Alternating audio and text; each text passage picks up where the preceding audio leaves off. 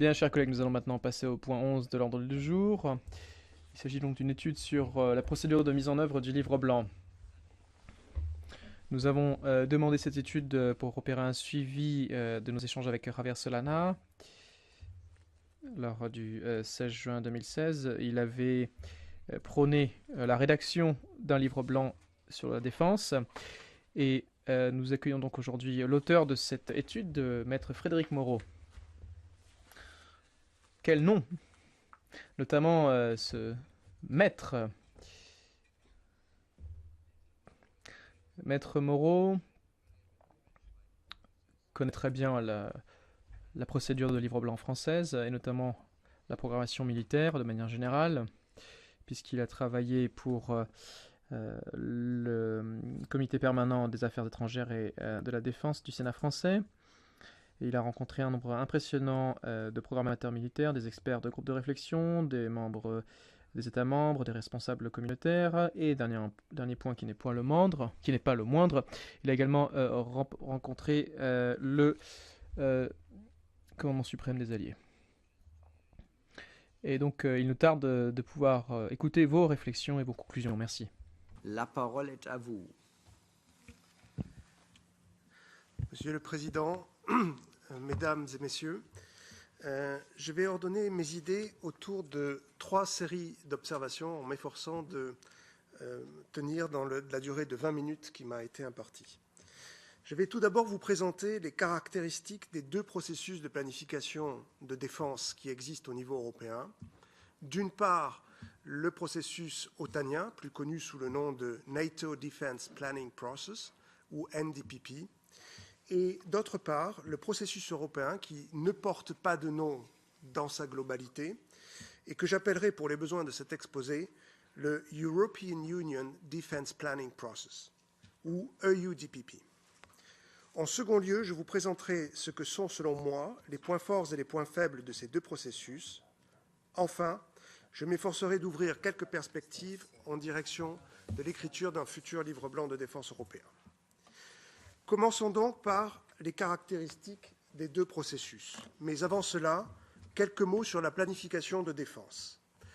Je la définirai comme une série de questions-réponses logiques, un processus donc, permettant de construire l'outil de défense qu'une nation ou qu'une alliance estime avoir besoin pour satisfaire ses ambitions de défense ou faire face à ses menaces. C'est un processus très important, car compte tenu du coût et des délais de fabrication des équipements militaires, il s'agit de ne pas avoir une guerre de retard et d'avoir, au contraire, un outil de défense toujours en adéquation avec ses ambitions ou ses menaces. Peut-être un peu plus, moins vite. D'accord. Ok. Pas pour moi, mais pour les interprètes. Ça va. Ok. Donc on va dépasser un peu 20 minutes. Hein. Oui, pas de souci. Alors, comme le montre cette diapositive, l'étape incontournable par laquelle commence tout processus de planification de défense consiste pour les autorités politiques à formuler leurs objectifs. S'agit-il par exemple de gestion de crise dans le voisinage de l'Union européenne ou d'assurer la défense du territoire européen? Car ce n'est pas le même outil de défense que l'on va essayer de construire dans un cas comme dans l'autre. Ce qu'il est important de retenir, c'est que, quel que soit le nom que l'on donne à cet élément de nature très politique, qu'on l'appelle livre blanc, stratégie de défense ou concept stratégique, la planification de défense proprement dite ne peut pas commencer sans lui, pour la simple et bonne raison que vous ne risquez pas, que si vous ne savez pas ce que vous voulez construire, vous ne risquez pas d'y arriver. C'est comme quand on construit une maison, si vous n'avez pas de plan, c'est toujours plus difficile que si vous avez un plan. Ces précisions étant données, je vais vous décrire les 2 processus de la façon la plus simple possible, c'est-à-dire dos à dos, en soulignant leurs similitudes et leurs différences. Premier point de comparaison. Depuis combien de temps existe-t-il? Voilà. Le processus otanien de planification de défense est un processus ancien, puisqu'il a déjà une 50aine d'années. Son ancêtre, le Defense Planning Review, date de 1971. C'est donc un processus établi auquel les nations se sont accoutumées, et même s'il est jugé lourd et bureaucratique, il est accepté parce qu'il bénéficie de la force de l'habitude. Disons tout de même qu'il a subi un profond remaniement en 2009 et qu'il est désormais beaucoup plus efficace qu'auparavant. En regard, le processus européen est beaucoup plus récent, puisqu'il n'a qu'une quinzaine d'années. Il a été mis en place en 3 étapes. La première va de 1999 à 2005. C'est la phase militaire, placée sous la responsabilité du Comité militaire de l'Union européenne, le CMUE, assisté par l'état-major de l'Union européenne, l'état-major militaire de l'Union européenne, l'EUMS. Et il a été marqué par la création du mécanisme de développement des capacités, ou CDM, selon l'acronyme anglais. La seconde étape va de 2004 à 2016, c'est la phase défense, placée sous la responsabilité de l'agence européenne du même nom, et marquée par la création du plan de développement capacitaire, ou CDP, selon l'acronyme anglais. Enfin, la troisième étape est celle que nous connaissons depuis 2016, marquée par la création de l'examen annuel coordonné de défense, ou CARD en anglais, du Fonds européen de défense, et enfin de la coopération structurée permanente, ou PESCO. Ces 3 initiatives ont des impacts très forts sur la démarche capacitaire. Deuxième point de comparaison, l'orientation générale du processus, c'est-à-dire pour construire quoi? Le NDPP a été construit pendant la guerre froide. Sa mission était de s'assurer que les Alliés disposent des capacités nécessaires pour défendre l'Alliance. C'est ce qui explique qu'il couvre l'entièreté du spectre des équipements militaires. A contrario, l'EUDPP était intimement lié à la PSDC, puisque l'objectif du CDM, comme du reste celui de la PESCO, était de fournir, je cite, la capacité autonome d'action que l'Union européenne ambitionnait d'avoir pour pouvoir gérer les crises dans son voisinage.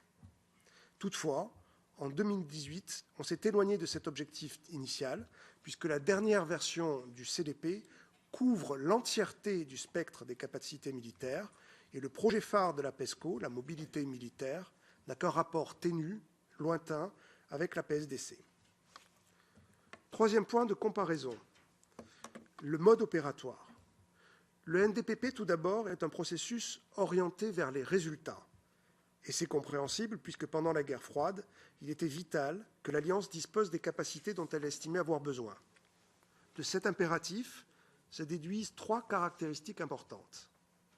Premièrement, il s'agit d'un processus top-down, de bout en bout, donc très directive, puisqu'il se termine en assignant une liste de courses pour chaque État, parfois même contre sa volonté, avec la règle dite du consensus -1. Deuxièmement, il s'agit d'un processus cyclique, avec un cycle court, 4 ans, car il faut réévaluer en permanence les plans de défense par rapport aux menaces.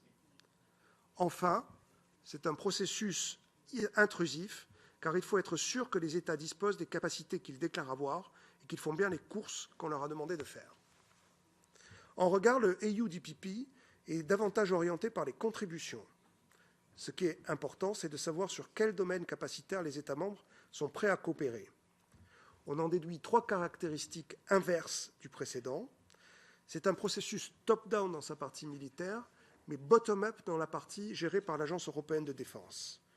Chacun remplit les objectifs s'il veut, et le résultat est jugé collectivement.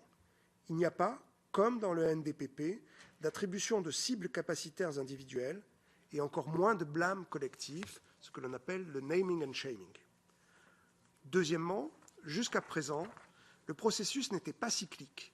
Il est lancé uniquement quand le Conseil le juge utile. Enfin, il est peu intrusif, ce qui suppose que les États membres jouent le jeu. Quatrième point de comparaison. Du côté du NDPP, qui est responsable? Du côté du NDPP, c'est simple. Il y a une seule organisation, l'OTAN. Bien sûr, plusieurs services sont concernés. Les 2 commandements militaires, la CO et la CT, le comité militaire et le secrétariat international, avec une division qui est exclusivement en charge du processus, et une autre, la division des investissements, qui intervient de façon importante, soit en tout 350 personnes. Du côté de l'Union européenne, c'est plus complexe. Pas moins de 6 organisations interviennent. L'AED pour le CDP, le CMUE et l'EMUE pour le CDM, le Service extérieur d'action européenne pour la PESCO, dont il tient le secrétariat, la Commission qui tient le secrétariat du FED, et enfin le Conseil européen qui fixe le niveau d'ambition. Beaucoup d'organisations, mais en réalité très peu de personnel, guère plus d'une trentaine au total. Enfin, dernier point de comparaison, comment ça marche? Est-ce que c'est facile à comprendre? Pour ce qui est du NDPP, l'ensemble du processus est décrit dans ses moindres détails, dans des documents avec un faible niveau de classification, qui circulent donc facilement au sein de l'Alliance. On trouve même, à dire la vérité, l'essentiel du processus sur Internet. Les séquences du NDPP étant bien rodées, les États membres s'y impliquent fortement. En comparaison, le processus européen est beaucoup plus compliqué à appréhender, puisqu'il est en réalité la somme de différents processus capacitaires qui coexistent en silo. J'ai eu le sentiment qu'un bon nombre d'États membres n'y accordaient pas beaucoup d'importance, ou en tout cas moins d'importance qu'ils n'en accordent au NDPP. C'est en particulier vrai des petits États qui n'ont pas les ressources humaines nécessaires pour faire les deux processus, pour suivre les deux processus en même temps, et qui font vite le choix de l'OTAN. Si je détaille un peu, voilà comment ça fonctionne. Pour le NDPP, chaque cycle comporte 5 phases. La première consiste à établir une directive politique. C'est le petit segment vert que vous voyez au milieu du schéma. Cette directive politique traduit en termes militaires les objectifs de l'Alliance tels qu'ils figurent dans le traité, revisités régulièrement par un concept stratégique, le dernier en date de 2010, et puis très régulièrement par des sommets. En général, enfin les dernières années, c'était un sommet tous les 2 ans. Vient ensuite une phase consistant à établir la liste minimale des capacités nécessaires pour satisfaire le niveau d'ambition de la directive politique. Troisième phase, l'attribution de cibles capacitaires pour chacun des membres de l'Alliance.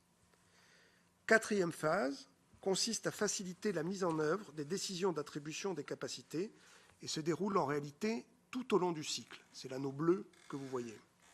Enfin, la dernière phase consiste à voir dans quelle mesure les objectifs ont été atteints. C'est la revue capacitaire qui est conduite tous les 2 ans et qui permet de dresser un inventaire des forces disponibles dans les États membres. Une précision importante, il s'agit de toutes les forces importantes, non seulement celles qui sont déployables pour l'OTAN, mais aussi les autres. Pour ce qui est de l'EUDPP, les choses sont un peu plus compliquées. On voit bien dans cette diapositive la logique en silo et les organisations en charge. On voit bien dans la première colonne l'ensemble formé par l'imbrication entre le CDM et le CDP. On voit dans le deuxième silo la PESCO entre les mains des États membres et dans le troisième silo le Fonds européen de défense entre les mains de la Commission. Tout le monde peut ainsi comprendre avec ce schéma l'importance de l'enjeu qu'il y a à coordonner tous ces processus capacitaires entre eux et en particulier de brancher le programme de travail du FED, là où il y aura l'argent, sur une planification de défense vraiment sérieuse. Si l'on se concentre sur l'enchaînement CDM-CDP, voilà ce que ça donne. Je ne vais pas rentrer dans le détail, mais je pourrais revenir dessus si vous le souhaitez.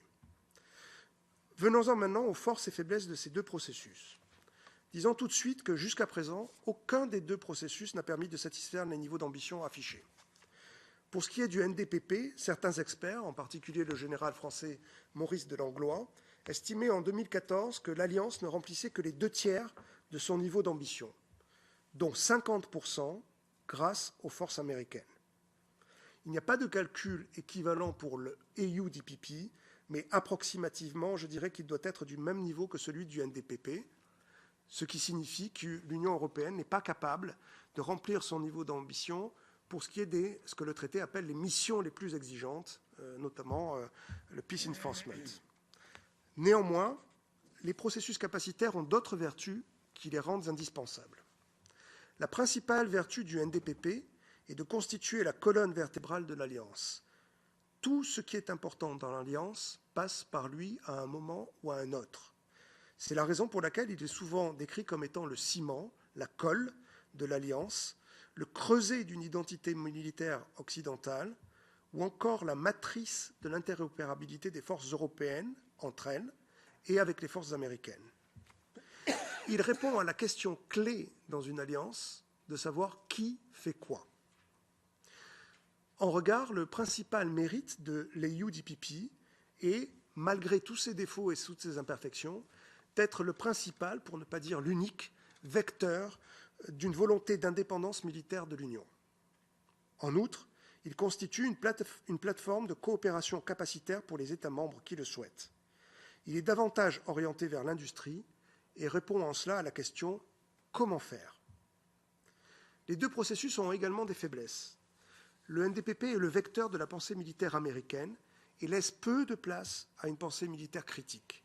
Il est tributaire de toutes les modes stratégiques américaines, et il y en a beaucoup, comme entre autres exemples la défense antimissile balistique. Par ailleurs, il est accusé, à tort ou à raison, de favoriser l'industrie américaine de défense. Quant à l'EUDPP, il n'a malheureusement contribué à développer que peu de capacités, pour ne pas dire aucune, depuis 15 ans.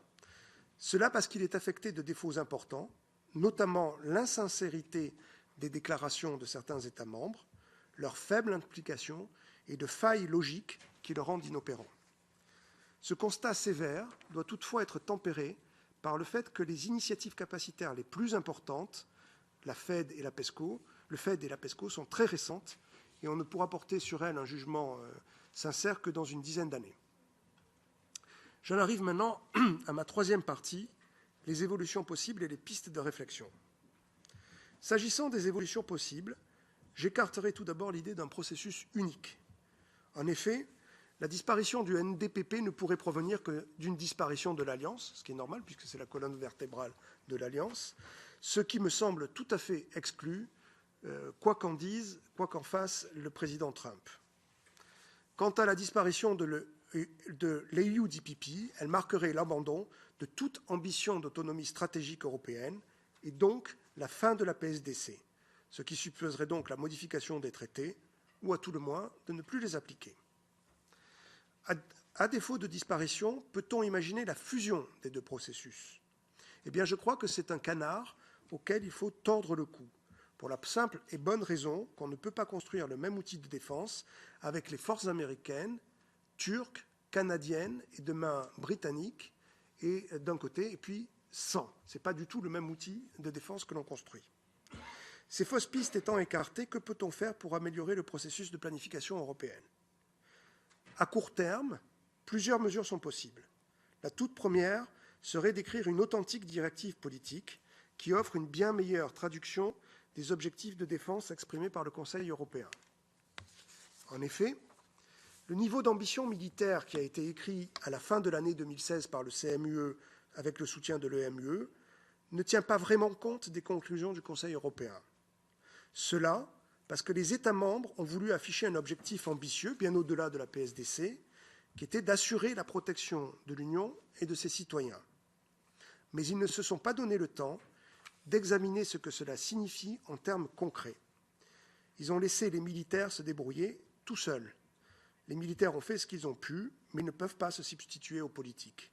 Aussi, ils ne se sont pas vraiment préoccupés de l'objectif de protéger l'Union et ses citoyens. Ils sont restés sur la construction d'un outil pour la PSDC. Quant au CDP, comme il couvre désormais tous les domaines capacitaires qui constituent des lacunes pour les États membres, j'insiste sur ce point, des lacunes pour les États membres, pas des lacunes pour l'Union européenne, eh bien, s'il fallait le satisfaire, ce n'est pas 13 milliards d'euros qu'il faudrait mettre sur la table, mais plutôt une centaine. Si les États membres veulent accorder leurs actes à leurs paroles, ils n'ont que deux façons de faire. Soit porter leurs moyens à la hauteur de leurs ambitions, soit réduire leurs ambitions à la hauteur de leurs moyens. Ce sont les deux seules façons d'écrire un livre blanc. Quand on fait le grand écart entre ses ambitions et ses moyens, à la fin, on le paye toujours en termes de crédibilité. La difficulté est qu'il est un peu tard pour que cette directive politique soit écrite à temps pour être synchrone avec la directive politique du NDPP. En effet, comme on le voit sur cette diapositive, c'est le carré rouge tout à fait en bas de l'écran, l'écriture de la nouvelle directive politique de l'OTAN sera achevée en février 2019. Or, à mon avis, ce sera très difficile d'écrire un nouveau niveau d'ambition militaire l'année des élections européennes. Il serait peut-être plus réaliste de partir du niveau d'ambition existant et de synchroniser ce qui peut l'être. Précisément, c'est ma deuxième suggestion, il faut rendre cyclique le processus européen et le synchroniser avec le NDPP. Mais je sais que le CMUE et l'EMUE travaillent déjà depuis longtemps et je ne voudrais pas leur brûler la politesse en déflorant le sujet. Troisième suggestion, doter les structures européennes du personnel en nombre suffisant pour conduire la planification. Il n'est pas raisonnable de demander à 30 personnes de faire le travail de 350, ou alors cela signifie que les États membres ne sont pas sérieux vis-à-vis de l'Union. Enfin, il faudrait nommer le processus européen et le décrire dans un document unique, ce qui ne sera pas facile, car on peut imaginer aisément que chaque organisation voudra tirer la couverture à elle. À moyen terme, plusieurs propositions peuvent et doivent être envisagées. En premier lieu, bien évidemment, la rédaction d'un livre blanc. La question pour moi n'est pas de savoir s'il faut faire un livre blanc. Je vous l'ai dit en commençant cet exposé, c'est la roue crantée sans laquelle le processus de planification ne peut pas commencer. Donc la question n'est pas de savoir s'il faut écrire un livre blanc, mais de savoir quand il faut l'écrire et comment. Pour ce qui est du quand, il faudrait que ce livre blanc soit adopté à l'horizon 2021 afin de synchroniser le cycle européen avec celui du NDPP qui recommencera début 2023, ce qui suppose de s'y prendre rapidement après les élections de mai 2019. Du reste, sans attendre les élections, votre Parlement pourrait étudier les voies et moyens d'une feuille de route plus précise et s'en servir lors des auditions des futurs commissaires européens et du futur HRVP. Pour ce qui est du comment, il ne faut pas croire que cela soit un exercice infaisable. Tout dépend de ce que l'on entend par livre blanc. Ce ne sera pas certainement un livre blanc à la française ou à l'anglaise, un document d'une centaine de pages avec force détail qui inclut à la fois les objectifs de défense politique et les objectifs de défense au niveau militaire. Mais ça pourrait être un livre blanc, à l'image du concept stratégique de l'OTAN, d'une dizaine de pages, pas plus, qui définissent en termes généraux les objectifs de défense. C'est tout à fait à la portée des États membres. La preuve, c'est qu'ils l'ont fait en 2016 en adoptant les conclusions du Conseil européen sur le plan de mise en œuvre de la stratégie globale. Et ils le font du reste chaque fois qu'ils adoptent une directive politique à l'OTAN. Précisément, il faut s'inspirer de ce qui se fait à l'OTAN, c'est-à-dire dissocier les objectifs politiques des objectifs militaires, et une fois les objectifs politiques adoptés, demander au comité militaire de faire des propositions ou en adéquation avec ces objectifs. Ensuite, confirmer ou modifier ces propositions au niveau politique.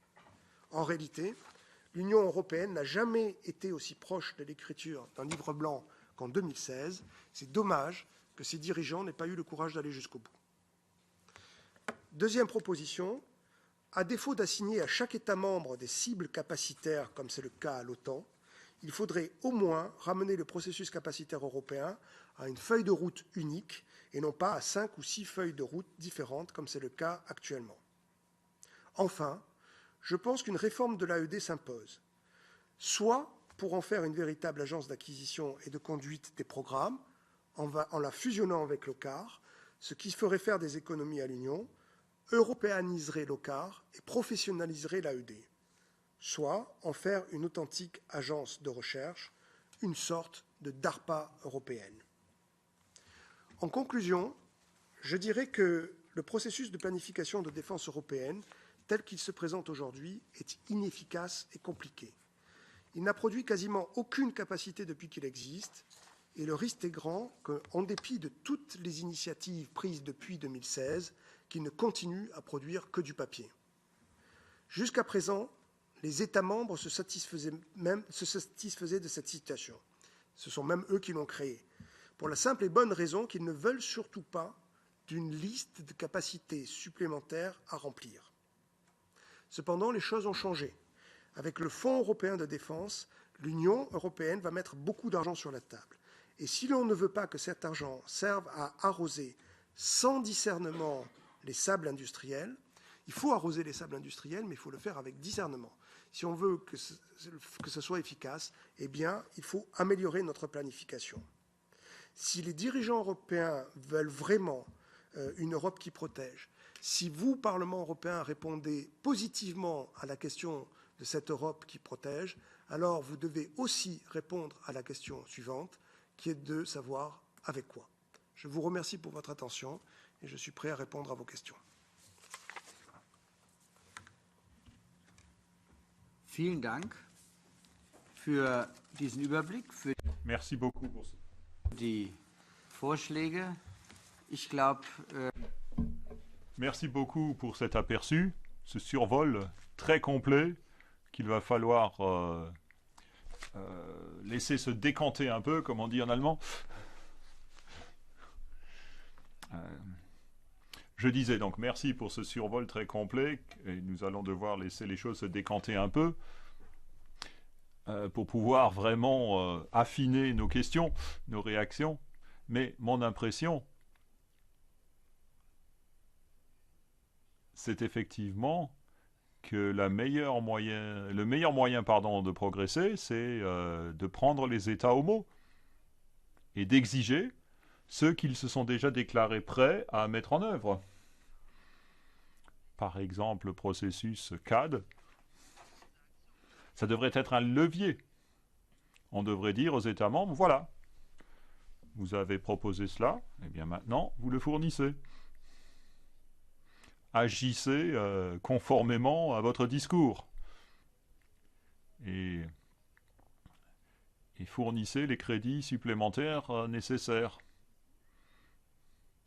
pour que l'on puisse vraiment avancer dans le cadre de ces processus.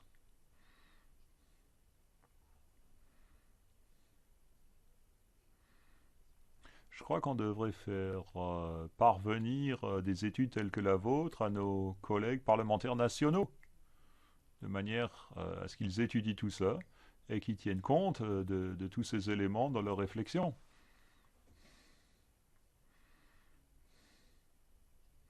Et puis je pense qu'il faudrait mettre chaque présidence de l'Union face à ses responsabilités par rapport à ses engagements anciens pour certains, mais qui, dans bien des cas, pour l'instant, n'ont eu aucune traduction pratique. Notre collègue Strojewski a la parole. Oui, tout d'abord, je souhaite vous remercier pour cette intervention. C'est rare d'avoir des présentations aussi critiques, mais j'ai des remarques et j'ai une question. Donc, on produit trop de papier, c'est vrai, et les décisions réelles suivent rarement. Et cette conclusion est très dure. Et quant à la défense, quant à la sécurité, c'est très critique, mais c'est vrai. Mais je voudrais souligner qu'en étant au Parlement plus de 4 ans, j'ai vu que les choses ont changé au Parlement. On ne voyait pas le problème de sécurité. Aujourd'hui, on s'aperçoit que la sécurité est importante. En plus, les fonds vont en avant des décisions. Aujourd'hui, nous avons la décision du Parlement et de la Commission pour augmenter le financement de la sécurité, la lutte contre les cyberattaques, le financement des activités communes, le financement de l'armée par la recherche. J'ai 2 questions. Est-ce qu'on voit réellement les changements dans l'approche vers les décisions politiques, le climat pour que ces décisions soient prises réellement? Et la deuxième question très concrète, comment ce manque de volonté à des activités concrètes se présente. Donc, où on voit réellement que ce manque de volonté d'agir se développe moins. Danke sehr. Merci beaucoup.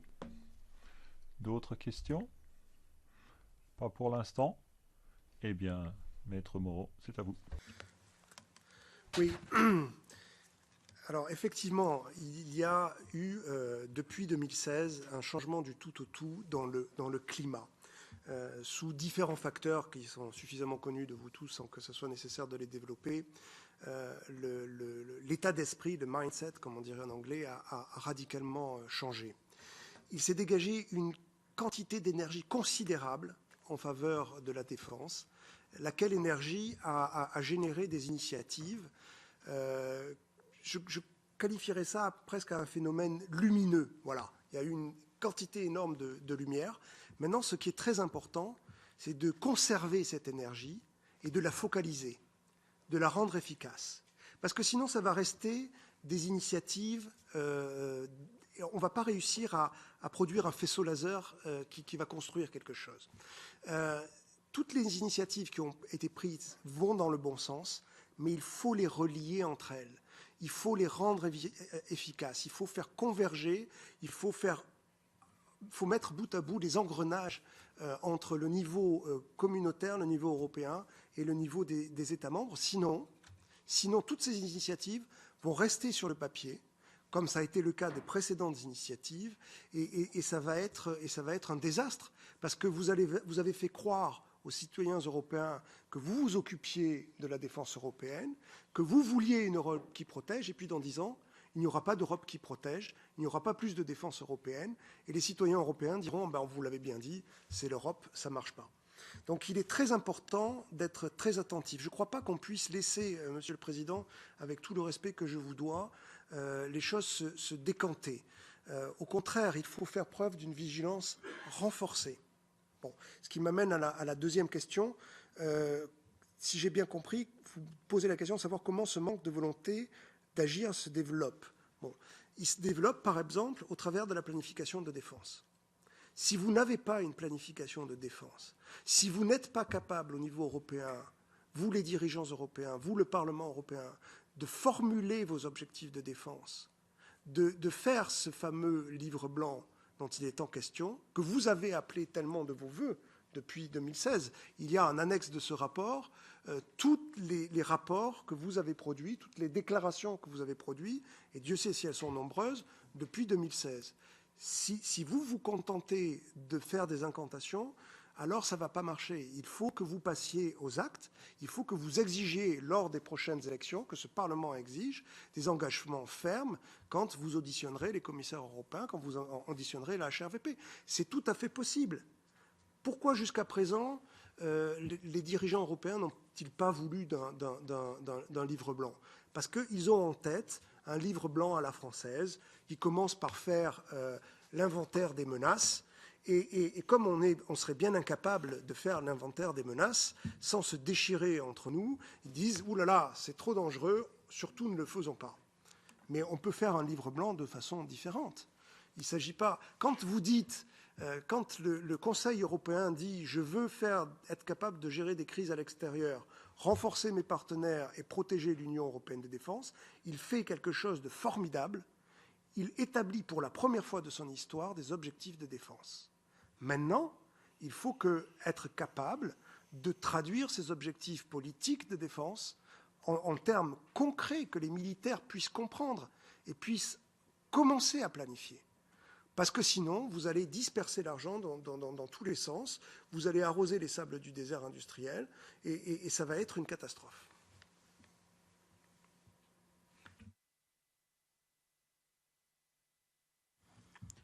Je ne sais pas si j'ai répondu. Mais oui. Sind Sie zufrieden mit der Antwort? Êtes-vous satisfait de la réponse? Oui, oui. Ale jeszcze druga część. Oui, mais la deuxième partie de ma question. Donc, je voudrais savoir où sont les obstacles concrets. Est-ce qu'il s'agit d'un groupe de pays ou un groupe de politiciens? Je comprends que la Commission européenne agit comme elle agit. Il y a des exemples négatifs. Mais où chercher les obstacles pour passer du papier vers des actions concrètes? Est-ce que ce sont les ministères de la Défense ou bien ce sont les décideurs au niveau militaire? Donc, à qui diriger nos demandes, nous, les députés européens?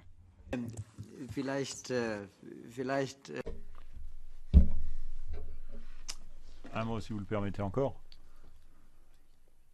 J'ai le sentiment qu'au sein des ministères de la Défense,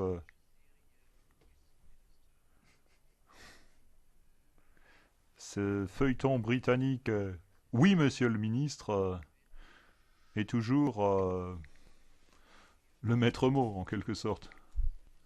La règle.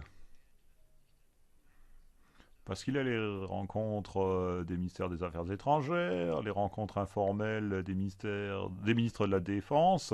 Bon, les ministres s'entendent, mais au niveau des états-majors ou des fonctionnaires, on a d'autres idées. Peut-être qu'ils disent aussi, oui, monsieur le ministre, mais en fait, ils font le contraire.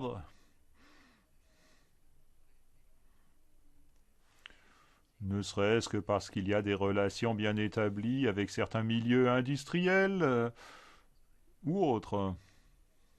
Ah, tout d'un coup, il y a un ministre qui arrive et qui veut bouleverser tout ça. Il y a des idées révolutionnaires. C'est pas possible.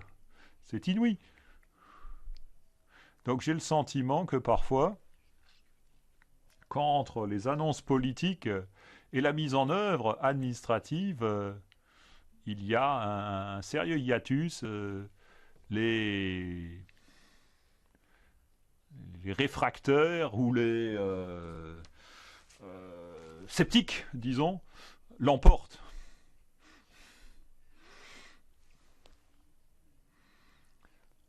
Quelles que soient les ambitions d'un ministre ou d'une institution internationale, eh bien, l'appareil bureaucratique fait en sorte que tout s'ensable, que les choses se grippent. Or là, bon, nous abordons un terrain inconnu, un territoire vierge. Alors soyons très vigilants. Veillons à ce que ceux qui ont toujours tout su, en deçà de l'échelon politique, tous ces messieurs je sais tout, eh bien, appliquent les consignes. Bon, je suis peut-être un peu injuste et la situation n'est peut-être pas la même partout, mais quand je vois ce qui se passe en Allemagne, je pense quand même connaître mes compatriotes. J'ai l'impression que c'est un peu comme ça que les choses se passent. Moi, je suis souvent d'accord avec notre ministre de la Défense. Mais bon, je n'ai aucun moyen d'action vis-à-vis de ces fonctionnaires ou de ces états-majors. Et là, j'ai l'impression qu'ensuite, bon, ça se grippe. Donc il faudrait faire en sorte que là, il y ait de l'huile dans les rouages. Mais bon, finalement, je vous pose une question, et Maître Moreau a certainement lui aussi une vaste expérience du fonctionnement harmonieux ou au contraire pas du tout harmonieux entre les échelons ministériels et la fonction publique. Tout à fait, Monsieur le Président, je pourrais apporter un sérieux témoignage sur cette question. Pour répondre tout à fait directement à votre question, je dirais qu'il y a 2 points d'effort importants. Un sur lequel vous n'avez pas de prise et un sur lequel vous avez une prise. Celui sur lequel vous avez une prise, vous n'avez pas de prise, ce sont les États membres. Nous sommes actuellement dans un moment critique, nous sommes presque dans une impasse où nous ne pouvons pas faire la défense européenne sans les États membres, parce que ce sont eux qui ont les armes, ce sont eux qui ont les industries, ce sont eux qui ont les forces, ce sont eux qui ont l'expérience, ce sont eux qui ont la légitimité. Mais en même temps, vous ne pouvez pas faire la défense européenne avec eux parce qu'ils n'en veulent pas. Donc vous ne pouvez pas la faire sans eux, mais vous ne pouvez pas la faire avec eux parce qu'ils n'en veulent pas. Quand je dis « ils n'en veulent pas », c'est non seulement les gouvernements, et soyons clairs, il y a des États membres de l'Union qui ne veulent pas d'une défense européenne, parce qu'ils estiment qu'une telle défense serait contraire à leurs propres intérêts. Je ne vais pas les citer, tout le monde les connaît, provoquerait le départ des Américains, etc., etc., etc. Bon. Donc il y a beaucoup d'États membres qui ne veulent pas de défense européenne. Au sein même des États membres qui veulent une défense européenne, et Monsieur le Président a cité son pays, je pourrais également citer le mien, il y a une différence fondamentale entre ce que je pourrais appeler l'État profond, sans aucune connotation complotiste, mais c'est toutes les strates inférieures qui sont aussi bien administratives, politiques, industrielles et militaires, et ce que veulent les gouvernants. Nous sommes dans une situation un peu machiavélique, comme disait Nicolas Machiavel en son temps, où quand vous changez de situation, eh bien vous faites un grand déplaisir à tous ceux qui vont en bénéficier, et vous ne faites pas encore plaisir à ceux qui vont en bénéficier. Donc c'est extraordinairement difficile de passer d'un moment à un autre. La vérité, c'est qu'il y a beaucoup de gens qui sont très confortables dans cette situation, qu'ils soient militaires, industriels ou autres. À dire la vérité, quand vous êtes puissant et riche et que vous avez beaucoup d'argent, vous n'avez pas besoin de coopérer. La coopération, personne n'a envie d'en faire. C'est beaucoup plus long, c'est beaucoup plus compliqué. Il faut faire des choses qu'on n'a pas forcément envie de faire. Si vous avez les moyens de ne pas coopérer, vous ne coopérez pas. Et donc, il y a un frein naturel à la coopération et plus encore à l'intégration. Donc ça, c'est le premier obstacle sur lequel vous n'avez que peu de prise, c'est les États membres. Le deuxième obstacle, le deuxième frein sur lequel vous avez une prise, là, c'est le mode de gouvernance de l'Union européenne. On n'arrivera à rien en matière de défense tant qu'on prendra nos décisions à l'unanimité. Il faut en être conscient. Tout le reste, c'est du blabla et de la littérature. Voilà. Je sais qu'il y a eu plusieurs appels de certains dirigeants européens, du président Juncker. Il y a eu des propositions de la chancelière allemande. Il y a eu des conclusions du sommet de Meseberg entre la France et l'Allemagne en faveur d'un Conseil de sécurité de l'Union européenne. On n'y arrivera pas autrement. Commençons par se focaliser sur ce problème-là, parce que vous n'arriverez peut-être pas à faire une planification de défense à 27 ou à 28 en statuant à l'unanimité. Soit vous restez à 27 et vous passez à la majorité, soit vous faites une avant-garde et vous sortez du cadre des institutions. Il n'y a pas d'autre solution. Tout ce qu'on vous raconte, c'est de la littérature. Voilà.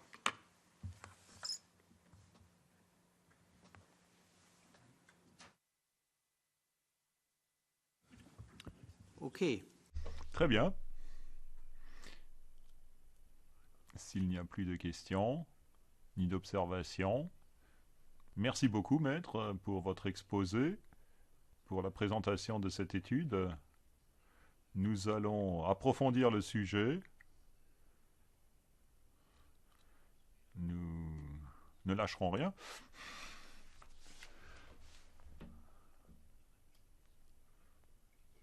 Il y a des initiatives que nous appuyons depuis le début et nous n'allons pas changer d'attitude. Donc merci beaucoup et nous garderons le contact avec vous.